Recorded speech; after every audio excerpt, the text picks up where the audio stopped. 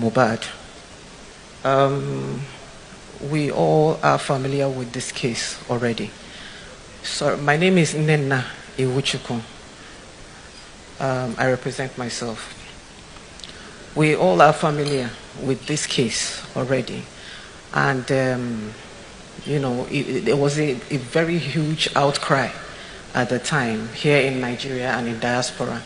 And people were almost calling for the heads of these people, who we saw all over social media. It was going around that they were involved in this crime when Mohbad died. So eventually, we were told, because we don't know anything, we only go by what we're being told. Eventually, they were brought back from wherever they were perching outside the country. And eventually, the investigation started. It lasted for maybe like 1 month, and we were told again that they were on bail. They were not found guilty of anything. I would like to, if I'm allowed to, go back and rephrase the words of Mohbad. If anything happens to me, hold so people responsible. I don't want to call names. I'm not afraid to call names, but I don't want to call them because it's like stating the obvious. We already know what happened. No, everybody here is familiar with the case. Now, it seemed like eventually, after a month, these same people hit social media, flaunting themselves, holding their phones, saying things like, I don't know what that means. I'm Igbo. But, for me, what I understand is that is a way of bragging, and that really, really provokes my spirit, honestly. My Excellency, I want to remind you, about 3 years ago, I was on this same platform talking about how concerned I was about Sylvester Oromoni's case. And that really hit me hard. That incident really, really hit me hard. Because I remember after you left the building, I met you downstairs and you said to me, we're on this case. Don't worry, we're going to see to the end of it. And 3 years on, Sylvester Oromoni is supposed to be 15 years old, by the way, this month, because I've been following up on that case and nothing has been done. And to me, it's as good as dead.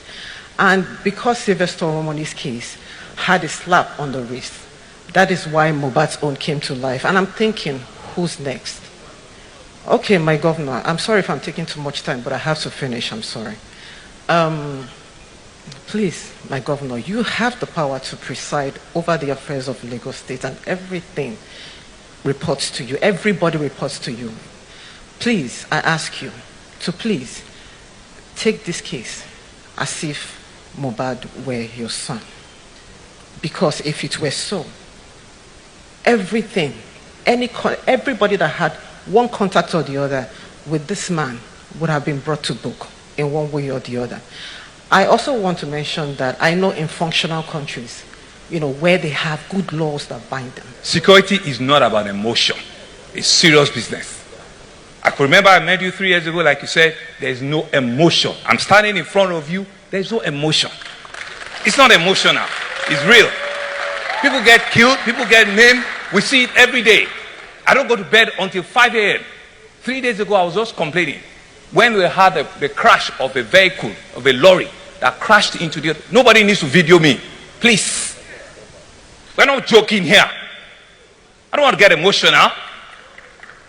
We'll do the job, we'll do it well. These are police officers. The Mohbad case is still live. They're still treating it. We had to take the forensic out. The forensic that we built, that is the best in sub-Saharan Africa, was burned down during EndSARS. We had to take the test out. They've done all their reports. Not until when it comes back that I can tie the two together.